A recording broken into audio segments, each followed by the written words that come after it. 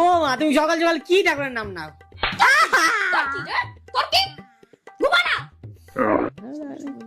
ও মা, এ কি করছো? কলা কাকুর দোকানে পরোটা খেয়ে এখন আবার এই ব্যায়াম করে এই সময় কি? সারাদিনটা শুয়ে থাকিস কি করে বুঝবি? এত কাজ করি, ব্যায়াম না করলে শরীর চড়বে। কি বাবা মা, এটা এরকম করবি না, দরজাটাও ভালো থাকবে, হাতের কবজি খুব ভালো থাকবে। এত রান্না করি এমনি। খাওয়া হয়ে গেছে তোর? খাওয়া হয়ে গেছে? হ্যাঁ মা, এই খেলাম। এবার তাহলে জিভের একটা ব্যায়াম করতে হবে দুপুর কি ব্যায়াম? জিভটা বাইরে করে মা, তোমার কাছে এগুলো পাওয়া যাবে? সত্যি কথা কম কর, জিভের ব্যায়ামটা হবে। এই দেখ দেখ ঢাকুর উচ্চ দেখাচ্ছিস, পুরো খাবার হজম হয়ে যায়, পুরো ভেতর দিয়ে হজম হয়ে যায়। হ্যাঁ সেটাই তো, লোকে জিম এমনি খুলে রেখেছে। তুমি নিচে বসা কেন? ও বাবা গো, এটা কি? দিদি তো ভঙ্গ করে কি করলাম মা? হ্যাঁ তোকে এখানে কে আসতে বলে? বেশ করি রান্না করতে করতে সবজি কাটতে কাটতে ব্যায়াম কি করে করব গুগল। সবজি কাটার সময় ব্যায়াম করা খুব একটা কঠিন নয়।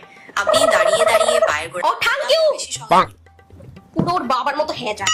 ও মা, তুমি কি করে সবজি কাটছো? এ কি? গুগলে গিয়ে দেখ, শুধু ফোন চিতা ঘাট, কাজ জিনিস দেখবি না। এরা ব্যায়াম এরকম ভাবে সবজি কাটতে বলেছে।